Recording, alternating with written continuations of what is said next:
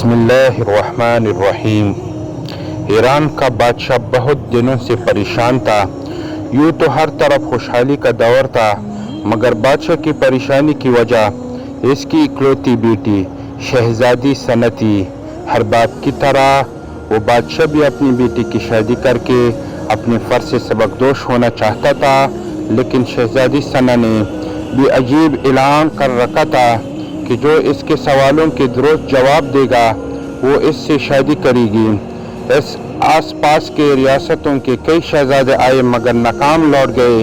इस मुल्क में नौजवान तलब इल्म भी रहता था, इसका नाम अज़म था। इसने वालिद से कहा कि वो भी अपनी किस्मत आजमाना चाहता है। अज़म के वालिद उस्ताद थे और कई बरसों से लोगों में इल्म की रोशनी बांट रहे थे। मलक फारिस का वज़ीर आज़म, बड़े बड़े दरबारी और शहर का काजी भी इनका शागिर्द था। बाप ने बेटे की ख्वाहिश दी की तो बोले, बेटा अगर तू नाकाम लौटा तो तेरा कुछ नहीं जाएगा। लोग क्या कहेंगे कि एक उस्ताद का बेटा नाकाम हो गया। आज़म अपने बाप से कहने लगा, बाबा बड़े बड़े शहजादे लौट गए, अगर मैं भी नाकाम हो गया तो क्या हुआ? ये तो मुकाबला है, जो भी जीत ले वो शायद वो खुशनसीब मैं ही हूँ। आखिर बाप को बेटे की इज्जत माननी पड़ी। अज़म खुशी खुशी महल की तरफ चल पड़ा। शहर भर में ये खबर जंगल की आग की तरह फैल गई कि एक आलिम का बेटा किस्मत आजमानी महल में चला आया है। मुकर्रर वक्त पर महल लोगों से खचाखच भरा हुआ था। बादशाह तख्त पर बैठा था, मलका आलिया भी महल में मौजूद थी। वजीर, अमीर, दरबारी और अवामुन्नास सब दरबार में मौजूद थे। आखिर शहजादी ने अपना पहला सवाल कर डाला। इसने शहजादी शहादत की उंगली पैजामे बुलंद की। अज़म ने कुछ देर तवक्कुफ किया और फिर शहादत वाली उंगली के साथ वाली उंगली भी फजा में बुलंद की। ये देखकर शहजादी मुस्कुरा उठी और मलका आलिया बोली, शाबाश ए नौजवान, तुम पहला मरहला कामयाबी से तय कर गए हो। दूसरे सवाल के लिए शहजादी कुर्सी से उठी और हाथ में तलवार लेकर चलने लगी। कुछ देर बाद अपने नशस्त पर आकर बैठ गई। बादशाह समेत हर दरबारी की नज़र अज़म पर थी। अज़म खड़ा हुआ और अपनी जेब से कलम निकालकर फजा में बुलंद कर दिया, शाबाश ए नौजवान, हम खुश हुए, ये जवाब भी दुरुस्त है। मलका आलिया की आवाज़ दरबार में उभरी। इसी के साथ दरबार मुबारक हो की आवाज़ से गूंज उठा। 2 सवालात किया थे, इनके जवाबात किया थे। अब हर शख्स इस पर गौर कर रहा था कि शहजादी ने क्या पूछा और अज़म ने क्या जवाब दिया। लोगों के लिए ये एक रास्ता। शहजादी ने तीसरा सवाल कर डाला और तेजी से सीढ़ियाँ उतरी और तेजी से सीढ़ियाँ चढ़कर दोबारा अपनी नशस्त पर बैठ गई। ये बड़ा अजीब और गरीब सवाल था।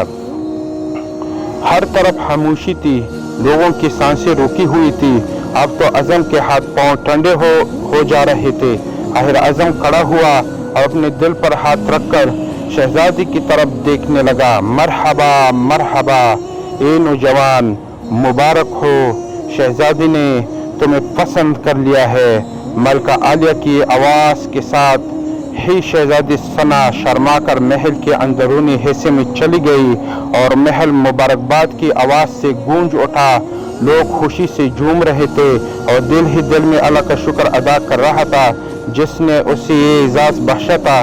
बादशाह ने अज़म से पूछा, ए नौजवान, मलका आलिया को तो तुमने मुतमईन कर दिया, आप ये बताओ कि तुमसे क्या पूछा गया था और तुमने क्या जवाब दिया? अगर तुमने एक भी गलत जवाब दिया तो तुम्हारी गर्दन मार दी जाएगी। अज़म पर इत्मीनान अंदाज में खड़ा हुआ और बोला, बादशाह सलामत। शहजादी ने एक उंगली कड़ी करके पूछा था कि तुम क्या अल्लाह को एक मानते हो? मैंने 2 उंगलियां कड़ी करके जवाब दिया कि अल्लाह और इसके रसूल सल्लल्लाहु अलैहि वसल्लम पर मेरा ईमान अटल है।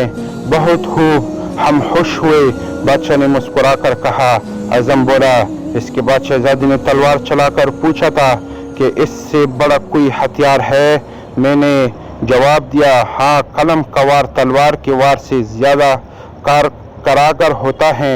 माशाल्लाह नौजवान, तुमने हमारा दिल जीत लिया। तुमने साबित कर दिया कि जाओ जलाल और दौलत और वहशत के इल्म के सामने कोई हैसियत नहीं। लेकिन तीसरा जवाब बादशाह ने हौसला अफजाई करते हुए पूछा। आजम ने आसमान की तरफ देखा और कहने लगा, बादशाह। शहजादी दरबार की सीढ़ियाँ उतरी और चढ़ी, कुर्सी पर बैठ गई। उन्होंने पूछा था कि मैं थक चुकी हूँ, लेकिन मेरे जिस्म की एक चीज़ नहीं थकी।